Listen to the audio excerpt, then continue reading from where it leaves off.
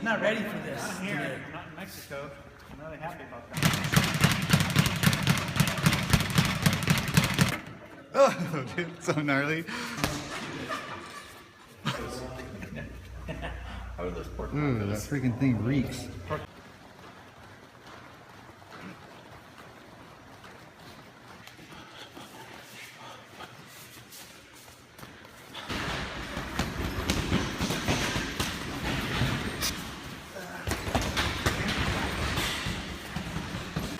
Where's everybody?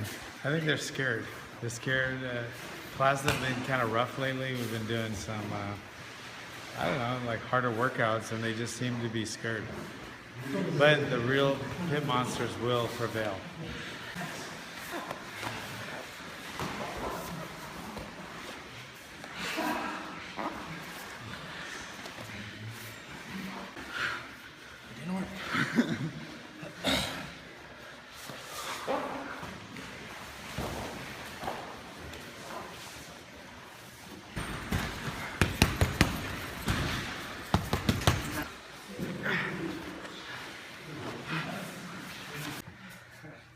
Not for you guys.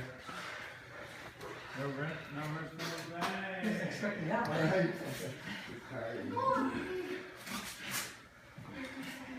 It's part I'm best at. Everybody's on your own bag. Just kick it hard. Vision. When you guys are kicking the bag, guys, realize why you're kicking it. You're actually kicking it to try to hurt someone who's trying to hurt you. So kick it hard. Don't just kick it, thinking about form, or the form is to make in the power. If you have terrible form and a lot of power and it lands and you drop the guy, it's much more effective than you have beautiful form and it didn't drop the guy, right? So you can have great form with power, and proper technique and mechanics give you the extra power. But think about the end result is knocking someone out, not looking pretty on the bag. Because you guys do look pretty. Anyway, I'm just saying. That's a little build up. It's like I'm trying to be a coach and build you guys up. Alright? So, kick the bag, and if you don't kick it hard, people are going to laugh at you. Alright? Go!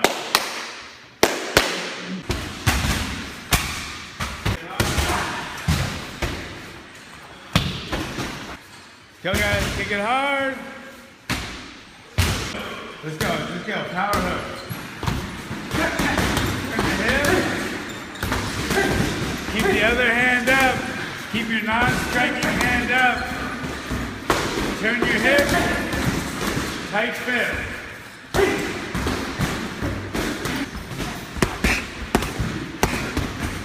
Okay.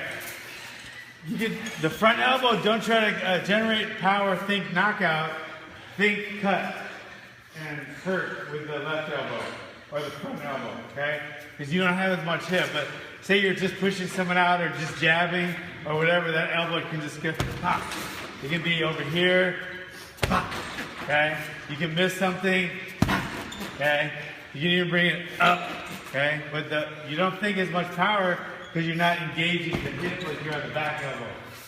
But remember with that back elbow, I don't want you coming in high because people are going to duck under you and grab you and pick you up and launch you. So you want to keep this one here.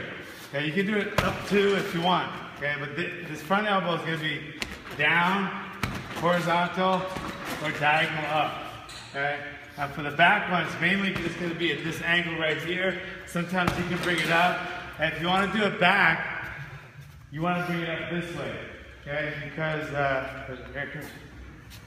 if you do a spinning elbow and he catches you and ducks under you, that's going to be right there.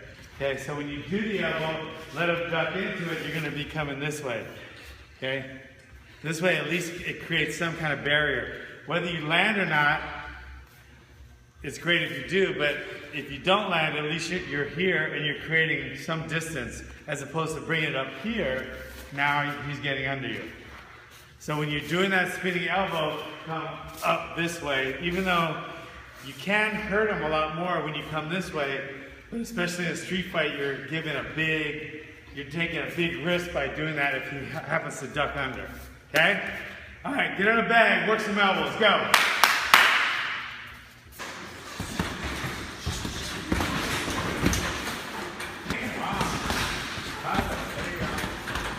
Combinations now. Let's work some real basic combinations that we're going to be doing a lot of, and I just want to build it into your muscle memory. One of the most effective combinations, I think, is coming in really low, because I like a lot of high-low because you keep the guy guessing. So when you come in low, people instinctively, even the top fighters in the world, instinctively drop their hands just a little bit because it's instinct. And then you're actually going for the head. If that one lands, it's going to hurt as well, but you're actually trying to set up a hook.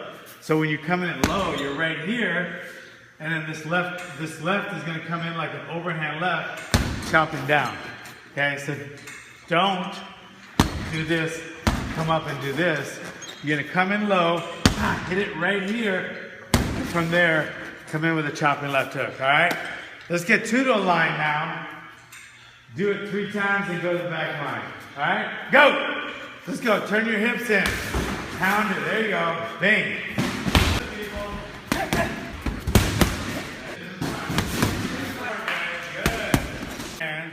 And then this right is going to come in. Okay, with the left hook. So once you hit it here, okay, there's a couple things he might do. He might, or she. Sorry, I sound chauvinistic. If I just say he, it might be a she. That's really not right. Anyway, he or she might crowd your overhand, then you don't want to throw a wide hook. So then you're just going to come right here, and that second hand is going to come the exact same trajectory as the first one. So it's going to actually be like this. So you do both the same, but you're not actually doing this. I'm just showing you. That looks like that. But it's actually here and then here. And they're both going, they would meet like this if there were 2 spaceships in space, going like this. This is going to be over, and then that left comes right under, because if he ducks under this, his face is low, this comes this way, okay? I think you've seen some of the guys that you saw Glover do it, and I'm sure you've seen that punch before. So pound it here, and then this one just comes right here. But if the bag wasn't here, it would just come right up the same way, okay? So short, and short. And this one, it would be going this way. Because you're popping your hip. You try to get as much hip as you can. So it's not coming out this way, it's coming this way. So it would swing all the way up if it missed. So it's going bang, bang. Alright? Do it twice and switch. Let's go.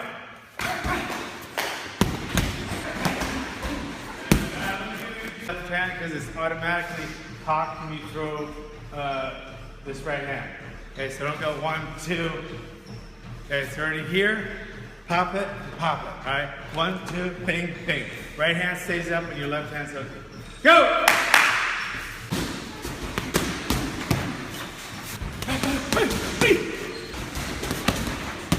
You're all in my living room. Where's the TV? Heather, get ready. All right, it's over. Okay, we're gonna go a couple things. I thought she asked you that. All right, here we go. All right.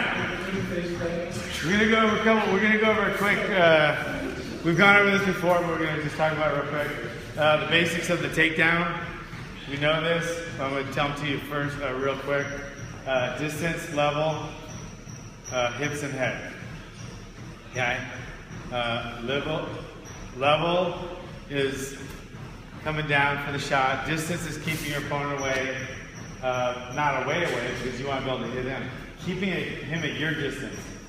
And the opposite would just be reversed for taking a guy down. You control the distance.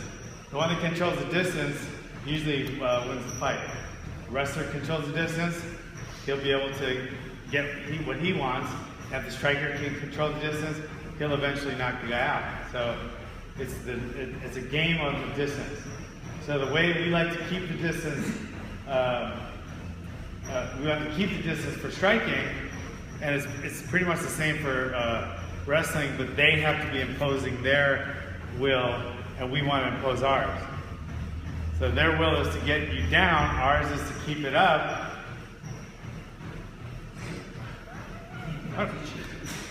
But anyway, I'm not gonna say it. Okay, but so the way we're gonna keep our distance is lateral movement, because you're never gonna keep your distance moving straight back, because real soon you're gonna hit something and then boom, now you can't go anywhere, right? So that's not a good idea. So distance is always gonna be by lateral movement, because your opponent is gonna go here and following you, okay? So it's gonna be lateral movement and a barrier, which would be a jab, something linear or imagined linear.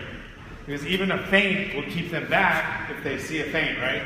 So something real or imaginary blocking them. So that's movement and then some kind of a wall or some gauntlet. Gauntlet? Okay. The level, the tall guy, or even if it's a short guy, maybe he's up high, like BJ did against Frank Yeager for some reason. He was up so high and just kept getting taken down. You want to keep your level low. You watch Chuck fight, when he was fighting, he was always a lower level. Okay, you want a low level, better for takedown defense. And then hips, you always want to get your hips out. Head, if worse gets to worse, you want to try to control his head. But that's going to play into our first defensive move, which is going to be today. I'll show it to you right now. All right, first thing we're doing, we're here. Remember, overhook, underhook, always for takedown defense. Okay? Initial takedown defense should always be an overhook as opposed to an underhook. The reason being, an overhand right can come when you're doing underhook. Okay? So you don't want to try, this isn't wrestling, they can't punch. In wrestling, it's great to get the underhooks, but from here, you're dropping your hands here, and it's just not smart. So we'd rather do overhooks or whizzers. Didn't work too bad for that guy in the UFC, Rothwell against Mitrione. He did a really nice whizzer and then turned it right into a front choke. All right, anyway, so our hands are always going to be up. Your opponent's coming forward. Lateral movement, away, and then we whizzer. Okay, so there's the whizzer right here. Okay, and from here, I got away, right? But he's going to come back, so I want head. There's the head came into play. Okay, I got my hip out here. Okay, and I got distance here, and now hips and head. Now I got his head. Because no matter how hard he tries to turn into me now, he can't. Okay? All he has to do is move his hand real quick under, and he'll get in, but by then, hopefully, I'm done. So everything you do is he's gonna counter every counter that you do, so you just have to be one step ahead and try to get the win by stopping him first. Either getting away or one hard punch, because a takedown I can get back up. If I knock him out, he probably can't. Okay? So you're coming in, I turn the corner first with this whizzer. My hands are up high, I whizzer here, turn the corner, now he tries to come in, I push him away, and I'll boom. Oh, sorry. Can I show your hand? No. So if you're trying to knee him or whatever you gotta do real quick, because he's gonna be able to get you real quick. So you wait a second, try to get something. If I see a knee, I'll take it. If not, disengage and get away. Okay? So that's takedown defense. It's not takedown punch. It's our defensive combo number one. All right? So get a partner, and you go on the opposite side of the head. Okay? So wherever his head's there. See how this whizzer comes under. Get a good whizzer though. Don't just put your arm here. Get a good whizzer so you can control. You know, you can control someone with a whizzer. Even if you put a foot up like this. You know, you can do other things with that whizzer, but for now, you're just right here. Now, what the guy did in the fight was, he had the whizzer, and then he just brought that into that. Okay? So, let's go, back and forth.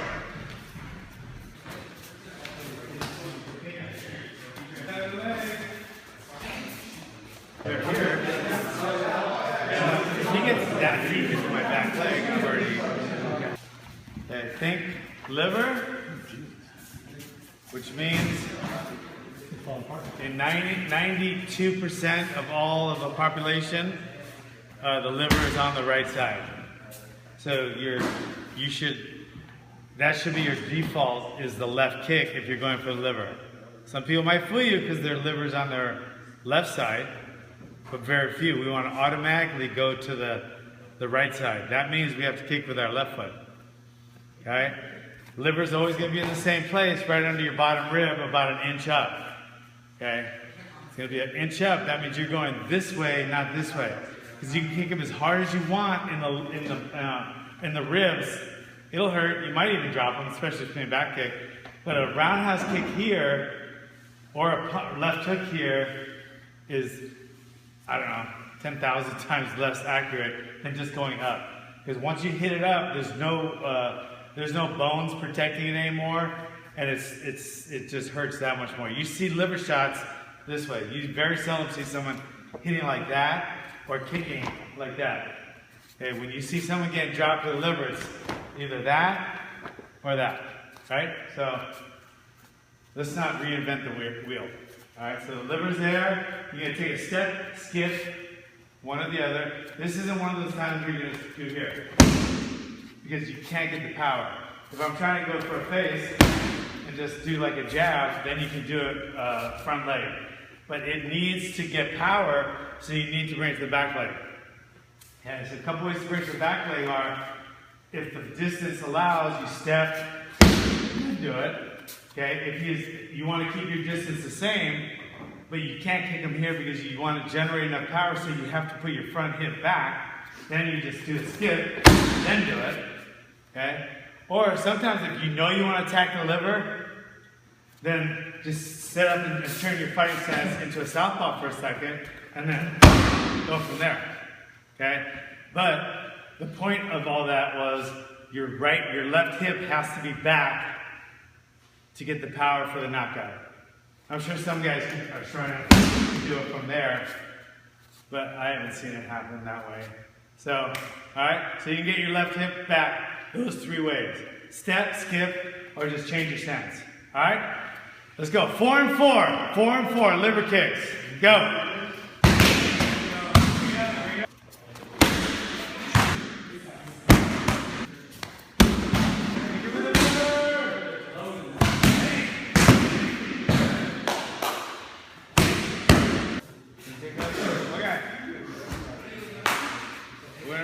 Hook now. Okay, remember, what's the most important part of the left hooks? Tight fist. Tight fist. That goes for any punch. Okay, tight fist, loose arm. Okay, because if you have a tight fist and a tight arm, you're not going to get much power. If you have a loose arm and a loose hand, you're not going to get any power. You can hit him as hard as you want. Put your hand on a 300-pound Godzilla. If he doesn't have a tight fist, he's going to hit like he has a piece of paper in his hand. Okay? It has to go from a hand to a rock. Just like when you're playing junk and a po. What do you call it? In Hawaii, we call it junk and a po. Junk and a po. Anyway, okay. So tight fist, loose arm, and swing. Swing. Alright? Tight fist, loose arm, turn your hips, pivot on the ball of your left foot, shift your weight to your back leg. Go! 5 and 5, guys. 5 and switch.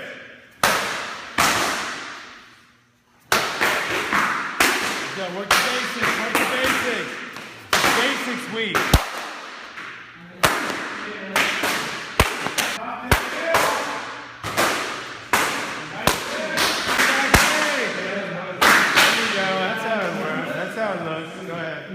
Shift your weight to your back leg. Shift your weight to your back leg. There you go. Whip it. There you go. Whip that hip. There you go. Aim for the chin. Aim for the chin. Visualize the chin. A couple we're going to do. Try to drop it. Okay? So try to, so what we're trying to do is you're actually doing, let me give that to him. We're trying to do this guy a favor, because if I do this every time, okay, watch, don't drop it. Okay, watch. Yeah, I can hit a lot harder than that. I like that. Okay? Yeah, I can hit a lot harder. Okay? But I'll be in the air, because now if we drop it, you can see my hand coming.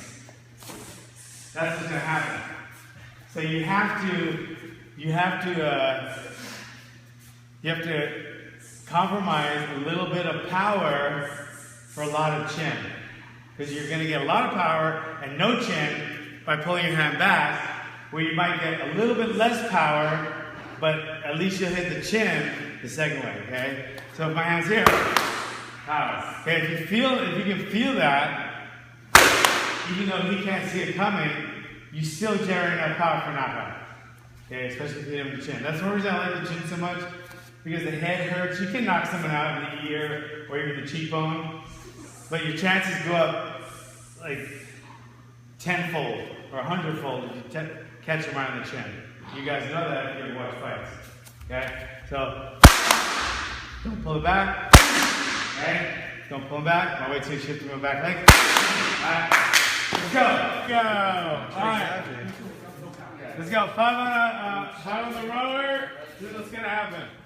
Let's go. Shut him up. Alright. This is what's going to happen. Good news and bad news. Okay. Hey. Alright. 5 of you on the rowers. 5 of you are going to be out there. Okay. Out there, you're doing 2 things. You're doing pit wall ball, and you're doing burpees. 2 minutes of each. Here, you're rowing 1,000 meters. Okay. So you should be done before them. If you're not done before them, there's a problem with you guys. Okay. But I know you will be. Okay. Because they'll be going 4 minutes. You're going to be going. Hopefully you'll be done in about 3 minutes and 42 seconds. Okay. Get a medicine ball. Okay, you're going to count as many as you can. Okay, you got 2 minutes. The only rule is it has to touch that top. It has to touch the top bar. Okay. You can just touch the bottom of it, but it has to touch the top bar, not the track. The track is for the girls.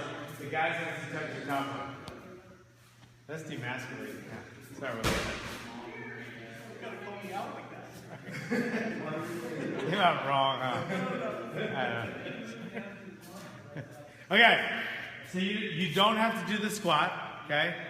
This is just, you're just trying to go for numbers. This is more of a shoulder workout, okay? So, pit medicine ball for 2 minutes. Try to get as many as you can, all right? You guys gonna start? Hello, get ready! Oh, then after that, when I say switch, you guys jump right on, you're gonna start your burpees. Okay? With burpees, you touch it, try to touch the ceiling. Don't go like this.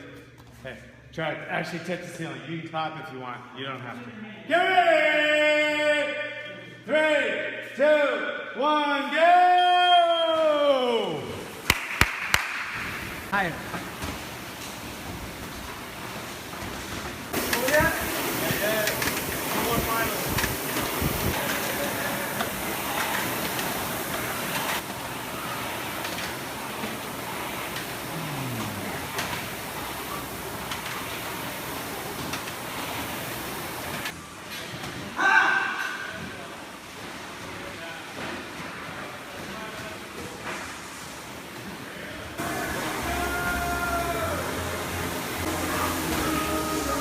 Look at that guy right there.